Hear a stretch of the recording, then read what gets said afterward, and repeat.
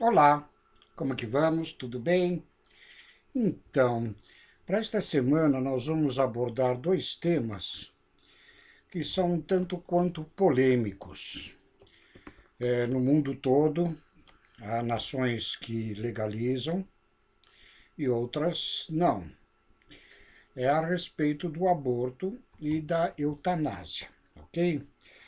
Então a gente vai tentar abordar, segundo a visão da doutrina espírita, e com base mesmo também nos conceitos do Evangelho de Jesus, que é um evangelho de amor, de respeito a todas as formas de existência, ok?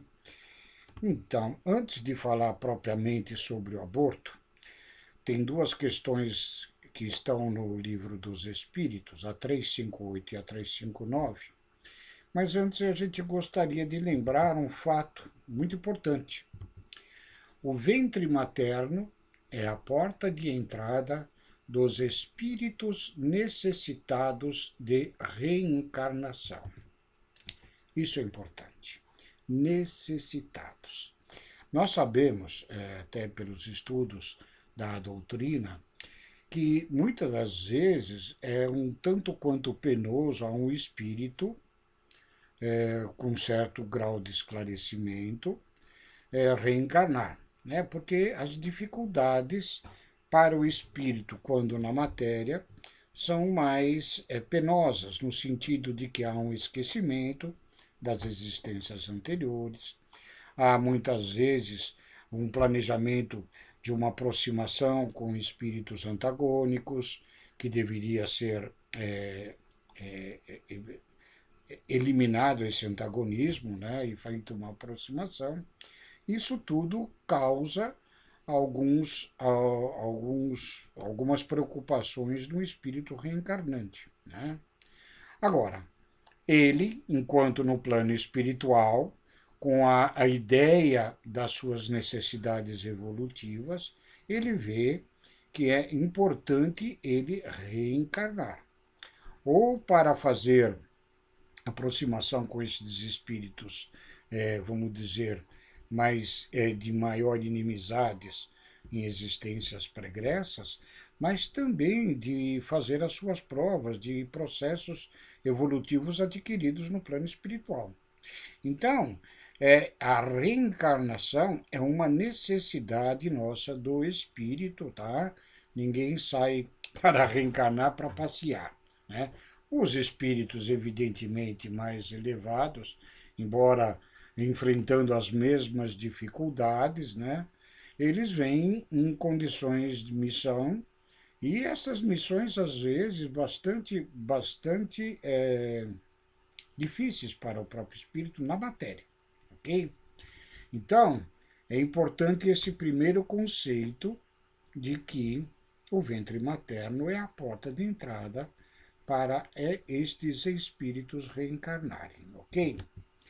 Agora, vejamos o que diz aqui o nosso livro dos Espíritos, na questão 358, onde Kardec faz a seguinte pergunta: constitui crime a provocação do aborto em qualquer período da gestação? A resposta: há crime sempre que transgrides a lei de Deus. Ou seja, lei de Deus, reencarnação, processo de existências planejadas. Sempre que você sai, se marginaliza das leis divinas, há um crime cometido, ok? Uma mãe, ou quem quer que seja, cometerá crime sempre que tirar a vida a uma criança antes do seu nascimento. Por isso que ela impede uma alma de passar pelas provas a que serviria de instrumento o corpo que se estava formando. E aqui ele não fala nem resgate. Ele fala no corpo que o espírito está reencarnando, que está sendo formado, na qual nós sabemos que desde o momento da concepção já há ligação do perispírito com o óvulo ali já fecundado. Então, em qualquer momento, em qualquer tempo, há um crime perpetrado por conta de tirar uma oportunidade de aquele espírito completar nesta existência que ele reencarnaria as suas provas para evoluir e também, muitas das vezes, corrigir erros do passado. Né? Pensemos assim, por exemplo, no campo da nossa vida terrena, há uma criança que vai à escola para estudar, para aprender, aí de repente nós tolhemos essa liberdade desta criança e não deixamos ela mais frequentar a escola. Ou seja, ela perde a oportunidade de se desenvolver, no nosso caso, aqui da matéria aí, das escolas terrenas intelectualmente, de aprendizado possivelmente das operações simples da aritmética, das primeiras letras, talvez ela se torne uma pessoa analfabeta e não consiga se desenvolver. Da mesma forma é o que faz um aborto, ele tolhe a possibilidade de desenvolvimento do espírito, ok? A questão 359, Kardec pergunta: dado o caso que o nascimento da criança pusesse em perigo a vida da mãe dela, haverá crime em sacrificar-se a primeira para salvar a segunda? Ou seja, sacrificar o espírito reencarnante ou a mãe que está grávida? Aí a resposta é: preferível é se sacrifique o ser que ainda não existe na Terra a sacrificar-se o que já existe. Ou seja, a mãe já está em curso, já está em andamento com a sua existência, com as suas necessidades de correções ou necessidades de provas para o seu processo evolutivo e adquirir esta evolução. Enquanto que aquele espírito, neste caso, ainda iniciaria este processo. Neste caso, onde há um risco para a mãe de existência, até a nossa própria lei faz esta permissão e, segundo os espíritos superiores, isso não decorre de, não dá a consequência de um crime. Tá? Nós temos aqui no livro que se denomina Sexo e Evolução, né? Alguns trechos que selecionamos que fala sobre aborto e justiça divina. Né? Num trecho de Emmanuel, Emmanuel diz o seguinte: o aborto provocado, mesmo diante de regulamentos humanos que o permitem, é um crime perante as leis de Deus. Ele faz essa citação porque nós sabemos que há nações que autorizam legalmente a questão do aborto, certo? Então, aí, nesse livro, vem este trecho explicando o seguinte: exatamente o que falávamos quando você aborta a existência de um espírito que precisa vir à Terra. A Terra é um planeta de provas e expiações, um mundo inferior onde o mal ainda predomina na esmagadora maioria dos corações humanos. Embora o progresso da civilização alcance posição maravilhosa nas invenções e na tecnologia, produzindo máquinas que trazem as facilidades inumeráveis, o conforto crescente e a expansão da cultura, as criaturas humanas continuam ainda moralmente na fase dos povos bárbaros, sendo, portanto, o aborto criminoso um dos fatos que confirmam esta barbárie. Né? Talvez aqui nós somos classificados ainda no nosso planeta como bárbaros, quando ainda impetramos estes crimes do aborto aos espíritos reencarnantes. Tá? A visão materialista da vida e a ausência dos princípios de fraternidade legítima concorre para a onda sombria e crescente do aborto injusto. Nós sabemos que muitas das coisas que ocorrem e que estagnam, fazem com que a evolução dos espíritos fiquem estagnadas em determinadas encarnações, é esta falta de consciência espiritual, é esta materialidade que domina os sentidos dos seres encarnados, fazendo com que não se pense nas consequências que advirão de determinados atos, ok? Esse ato abominável é a prova mais contundente do desprezo pela vida, a qual vem de Deus, que é a sua causa primeira. Neste crime, a vítima é totalmente indefesa, pois não tem condição nenhuma de se proteger, defender ou fugir das mãos dos algozes, ok? E agora cabe aqui também um esclarecimento importante, né? Pois que a gente está falando aqui das consequências para o crime do aborto ao espírito reencarnante, mas aqui há a ressalva de que o aborto provocado destrói não somente o corpo do bebê, mas também o santuário divino das formas humanas na mulher. Sempre que um aborto é provocado criminalmente, não aqueles ocorridos naturalmente, o, o organismo da mulher ele fica danificado. Se não na presente existência, este aborto provoca máculas no perispírito deste espírito, fazendo com que numa futura encarnação ela não consiga engravidar e podendo trazer algumas doenças bastante graves, ok? Então, saibamos que o aborto não afeta tão somente ao bebê, mas afeta também a mãe e, moralmente, a todos aqueles que contribuíram para que o aborto ocorresse. Ou seja, marido, pais e mães, às vezes, que quando a jovem se engravida precocemente, aconselha a fazer o aborto, médicos, enfermeiros e parteiras que o provocam, todos, de acordo com a sua responsabilidade no ato, terão as suas existências afetadas, ok? O aborto não criminoso, que é aquilo que já falava na questão 359. O aborto provocado não será crime ante a justiça divina quando se tem por finalidade salvar a vida da mãe. Isso nós já o dissemos e é de fato essa questão. Agora, dado o caso que é exatamente isso, dado o caso que o nascimento da criança pusesse em perigo a vida da mãe, haveria crime sacrificar-se a primeira e salvar a segunda. É preferível sacrificar a que ainda não existe a sacrificar aquela que já está com a sua vida correndo, ok? No livro de Emmanuel, Vida e Sexo, também sobre esse tema, Emmanuel traz uma observação. Admitimos seja suficiente breve meditação em torno do aborto delituoso, para reconhecermos nele um dos grandes fornecedores de moléstias de etiologia obscura e das obsessões catalogáveis na patologia da mente, ocupando vastos departamentos de hospitais e prisões.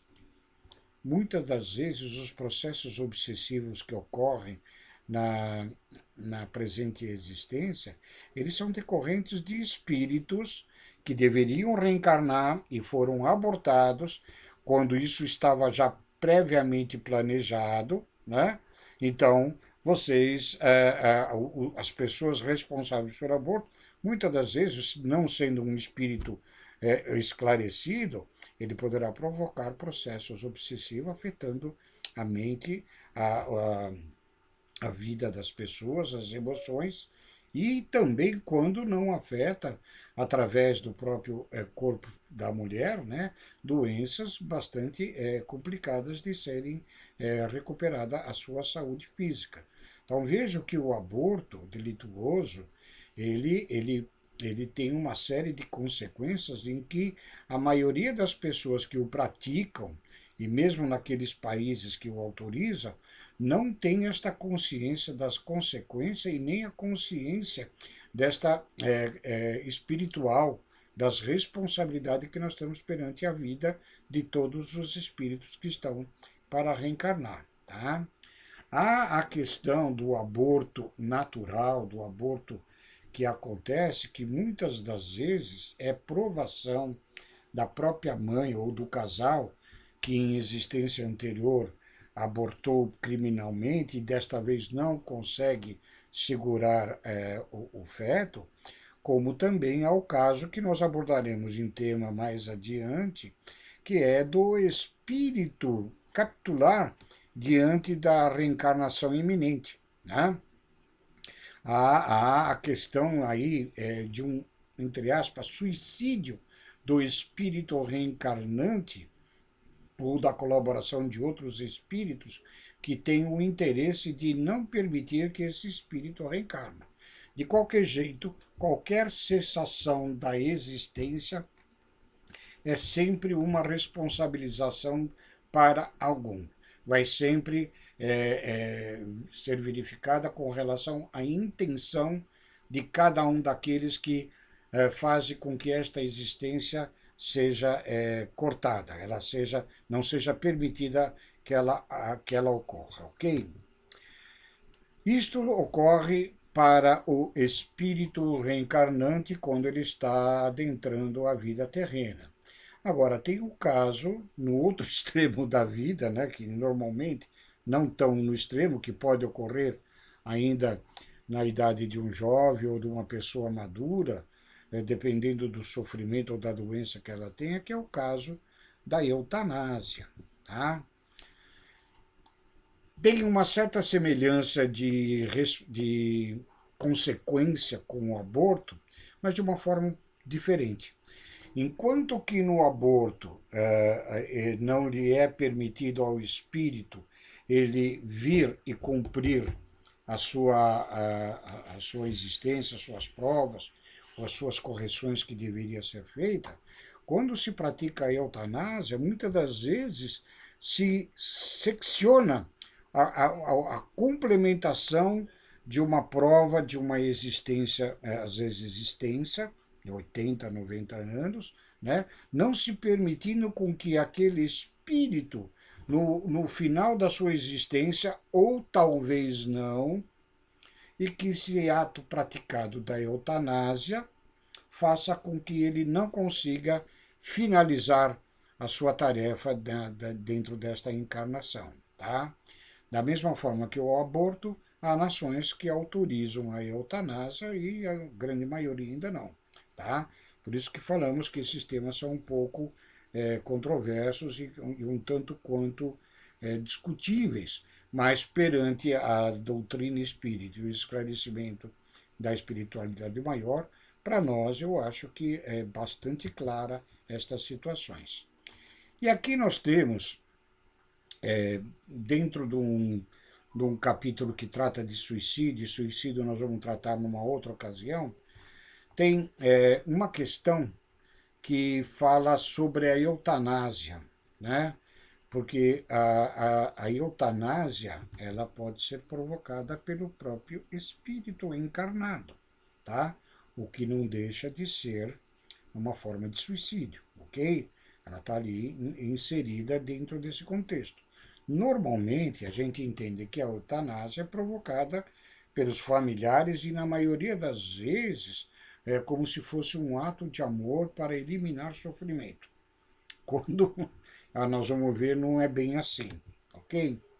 Então, na questão 953 do Livro dos Espíritos, Kardec pergunta: quando uma pessoa vê diante de si um fim inevitável e horrível, será culpada se abreviar de alguns instantes os seus sofrimentos, apressando voluntariamente a sua morte?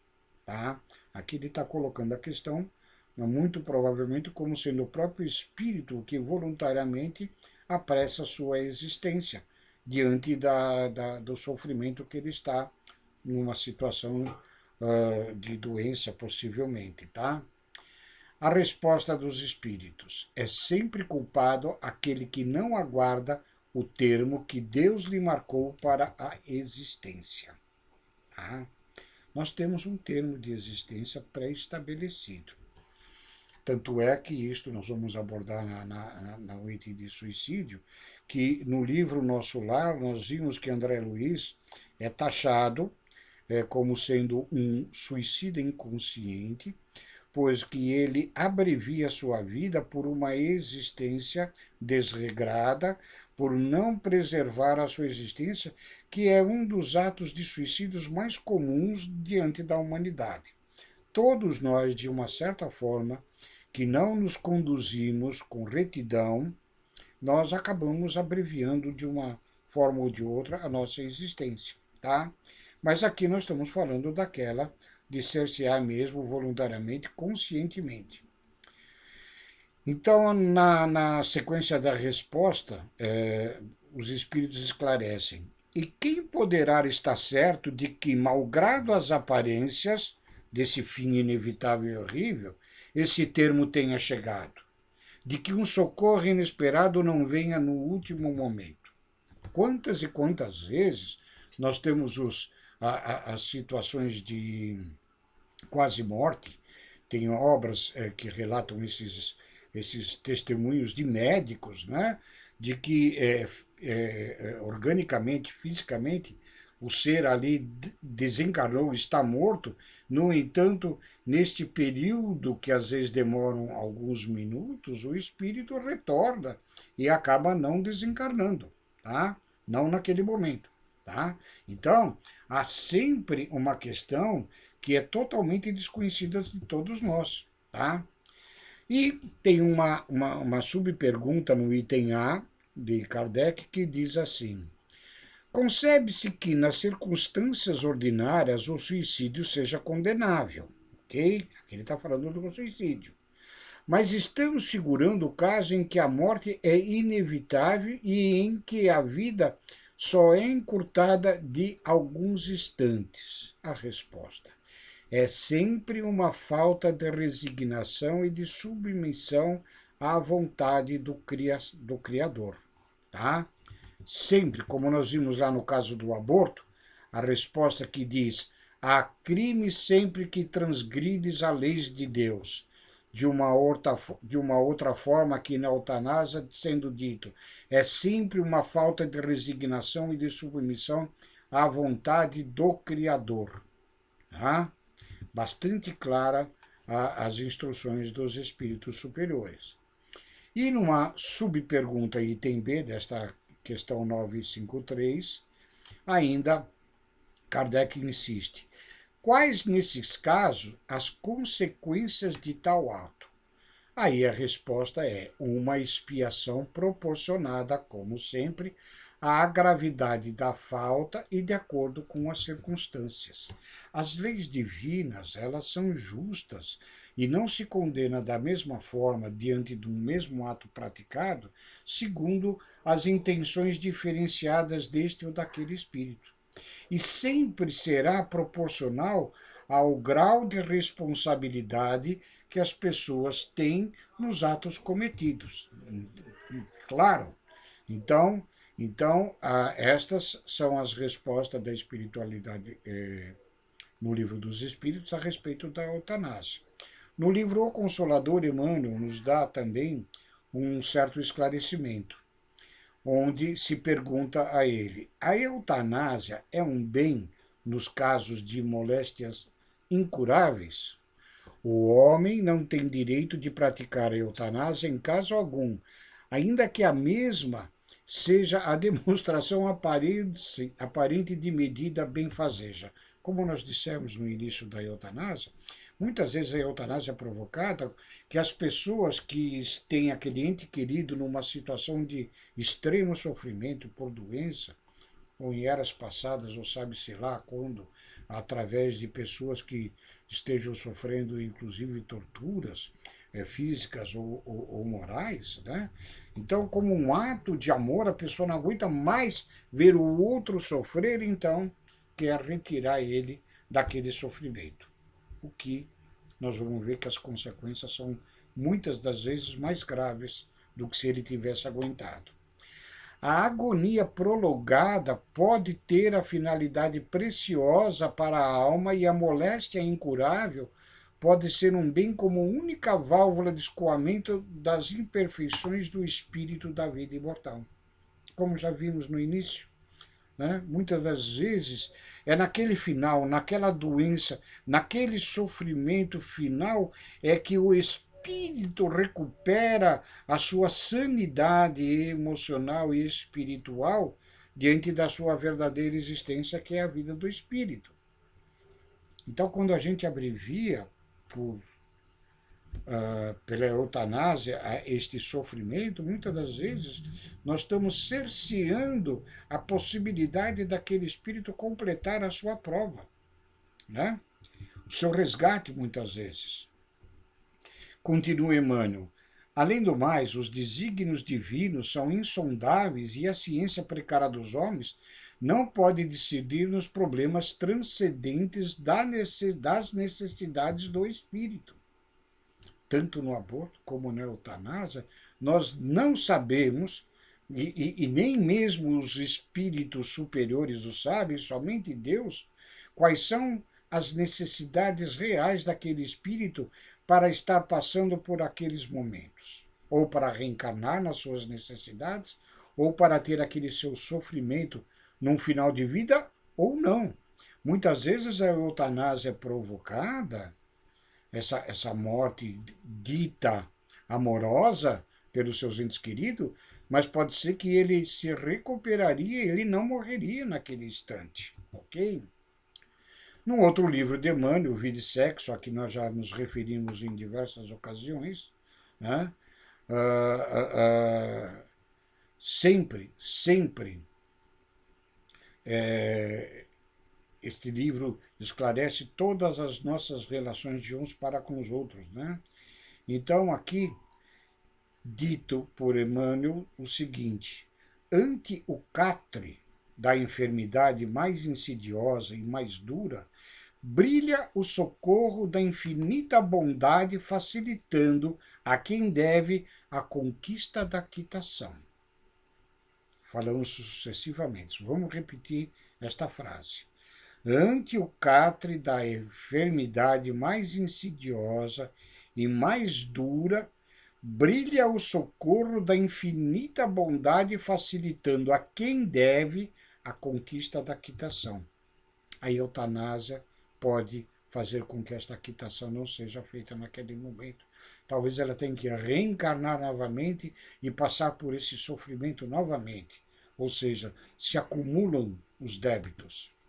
E nós sabemos, todos nós conhecemos a prece maravilhosa que Jesus nos deixou, e nós fazemos essa prece, na maioria das vezes, com certeza, apenas decoradamente. Nós pronunciamos as palavras sem atentar para o que cada palavra ali quer dizer.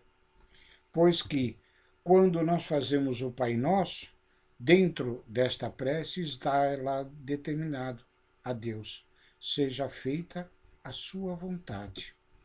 E nós não cumprimos isso. Nós queremos a nossa vontade. Tá?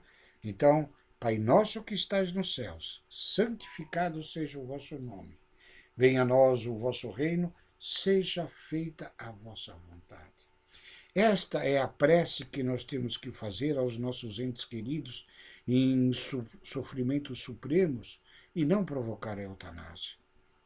Entendendo de que a misericórdia divina está socorrendo aquele espírito, que aquele sofrimento é necessário, que é um mal, que é, na realidade, um remédio.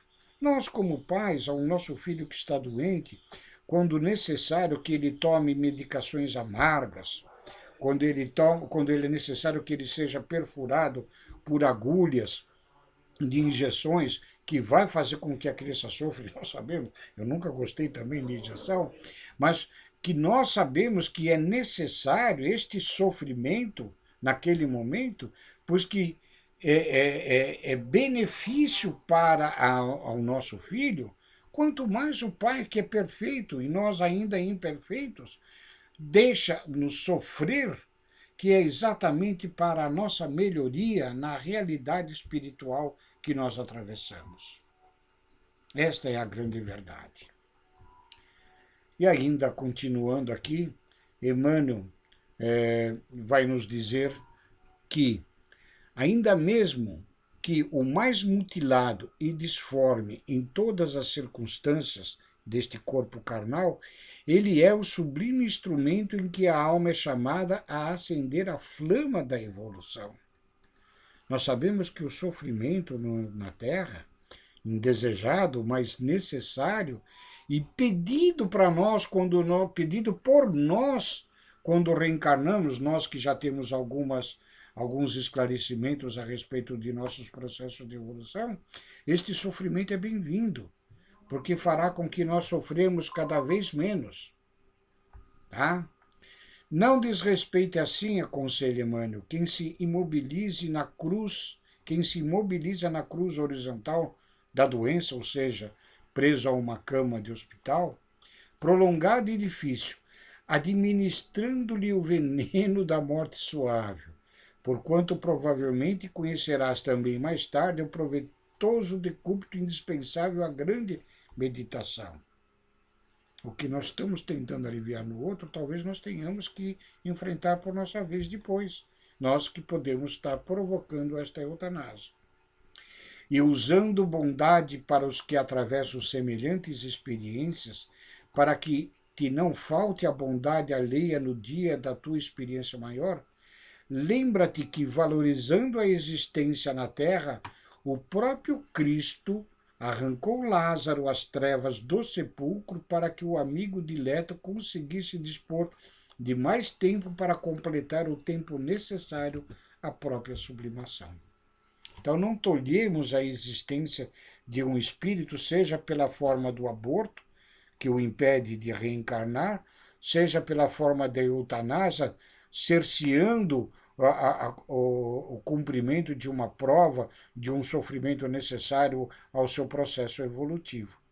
Tenhamos em mente estes esclarecimentos, tenhamos a nossa consciência espiritual e, quando nos defrontarmos com estas situações, saibamos respeitar a vida como nos aconselham os espíritos superiores. Era este o tema para esta semana. Fiquem com Deus e um beijo a todos. Obrigado.